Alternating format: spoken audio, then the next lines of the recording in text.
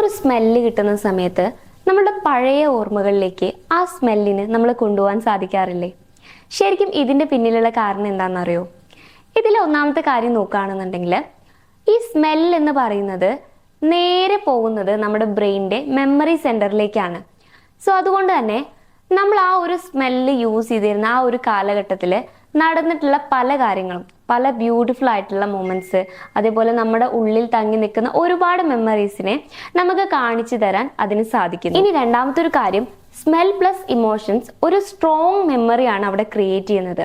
ഇപ്പൊ നമ്മുടെ ലൈഫിന്റെ ഏതെങ്കിലും ഒരു പോയിന്റിൽ ഒരുപാട് സന്തോഷിക്കുന്ന ഒരു ടൈമാണ്, അല്ലെങ്കിൽ നമ്മൾ ഇമോഷണലി ഭയങ്കര സ്ട്രോങ് ആയിട്ടുള്ള ഒരു ഫീലിങ്സ് അനുഭവിച്ചുകൊണ്ടിരിക്കുകയാണ്.